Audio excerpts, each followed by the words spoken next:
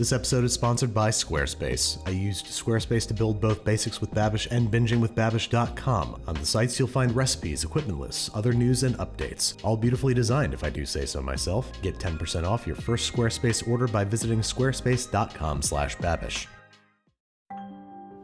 Alright, Brad, if you can see this, I think I just activated tracking. Chris has been working on his health, I've been supporting him, and we've been a bit lost. I realized this shortly after asking myself why we made this mushroom bourguignon. Did I share it with Chris because I thought it looked delicious? Maybe I thought the YouTube algorithm would like it. Or it could simply be that it sounds French as f***.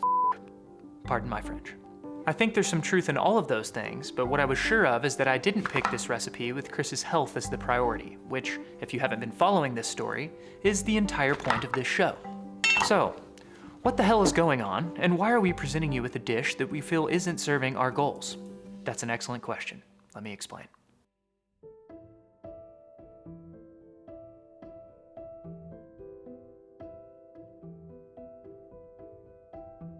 When the first episode of this show released in March of this year, I had been supporting Chris with his health for just shy of a year.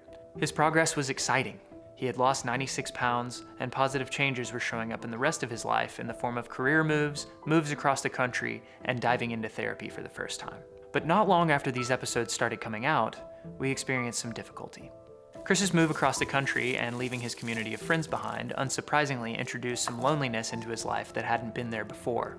And Chris shared with me that he went back to food for comfort to help get him through it.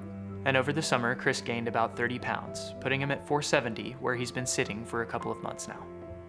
I, on the other hand, have been trying to help Chris, but have often felt unsure about how best to do that. Until recently, I was focused on making these episodes, hoping that would push us forward. But this isn't the story about the recipes we're sharing. It's a story about Chris and his journey towards health. And so, Chris and I labored through this recipe so that we could make a video about it, all while the story we aimed to tell had stalled. The point here is, sometimes you start doing something, build up a head of steam, and forget why. We started to document this process to share what we're doing, not to do things to document so that we could share it. And the latter is why Chris spent 30 minutes degilling 5 pounds of mushrooms for this recipe when he didn't have to. See, the cookbook we were using mentions degilling mushrooms for the previous recipe, and Chris thought it was for this one, and I'm so sorry, Chris.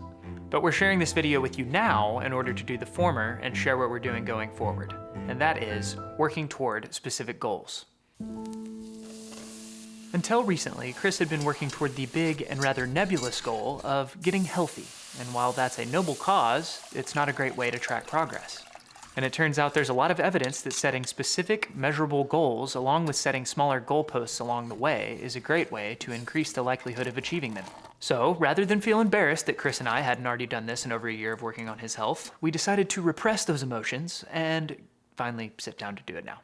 My goal is always just to be heart healthy, like just to get my heart back into shape. Of course, being thinner is also a very good part of that goal. To say I've had like a dream weight in mind, I'm about 470 right now, and dream goal would be like 230, 250 maybe. I think 230 sounds like an incredible goal. It's funny to me that we haven't talked about this super specifically.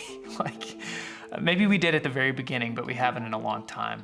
And so just hearing you say that number makes me be like, okay, there's a target.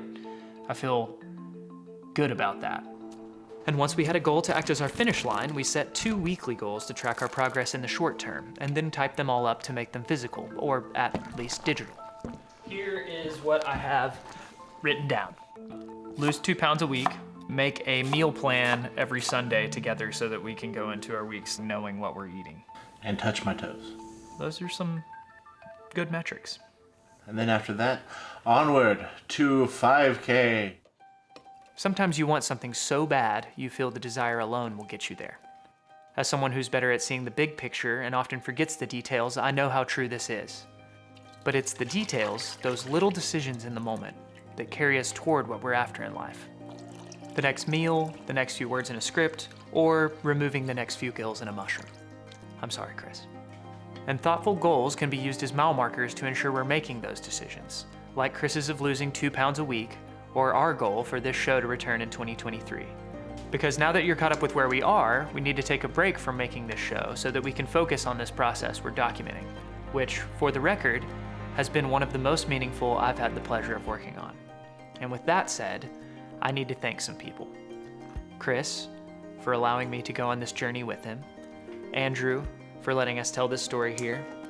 The entire Babish team for all of your creative input, and all of you for your incredible support of what we're doing.